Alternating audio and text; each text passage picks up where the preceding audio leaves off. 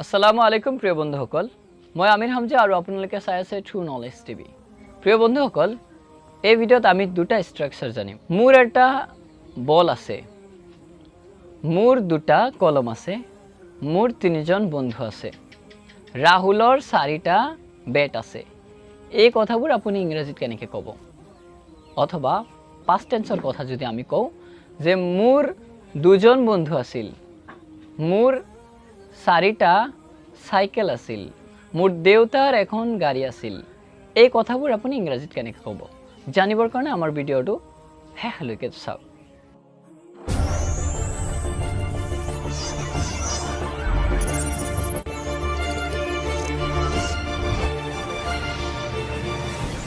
Welcome back to my YouTube channel true knowledge TV. প্ৰিয় বন্ধুসকল, এতিয়া আমি জানিম যে মোৰ এটা স্মাৰ্টফোন আছে।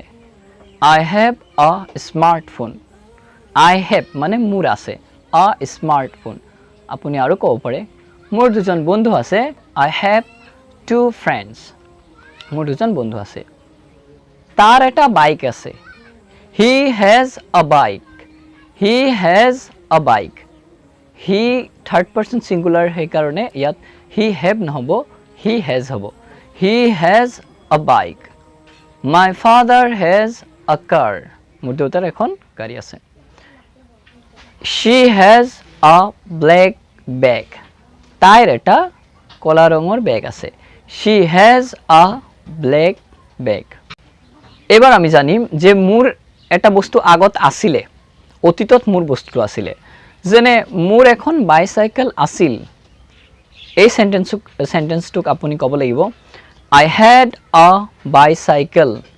I had a bicycle. মোৰ এখন বাইচাইকেল আছিল। তোমাৰ তিনিটা বল আছিল। You had three balls. You had three balls. ৰাহুলৰ এখন ছাতি আছিল। Rahul had an umbrella. Rahul had an umbrella. ইয়াত চাব, যেতিয়া past tenseৰ কথা আহি যায় তেতিয়া হেড আকৌ চেঞ্জ নহয়, হেডেই থাকে। কিন্তু প্ৰেজেণ্ট টেন্স হ'লে হেভ হয়, সকলো পাৰ্চনতে হেভ হয়, থাৰ্ড পাৰ্চন ছিংগুলাৰ নম্বৰ হ'লে হেজ হয়। কিন্তু পাষ্ট টেন্সত সকলোতেই হেড হ'ব। যেনে ৰাহুল হেড এন আমব্ৰেলা। আৰু এটা উদাহৰণ লোৱা যাওক, মোৰ বন্ধুৰ এখন লেপটপ আছিল। মাই ফ্ৰেণ্ড হেড আ লেপটপ। মাই ফ্ৰেণ্ড হেড আ লেপটপ।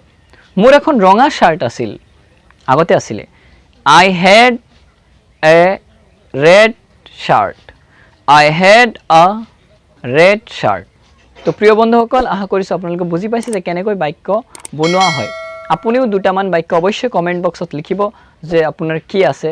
মোৰ দুটা শাৰ্ট আছে, মোৰ দুটা বেগ আছে। এইদৰে আপোনাৰ ইচ্ছামতে দুটা চেণ্টেন্স অৱশ্যই কমেণ্ট বক্সত লিখিব।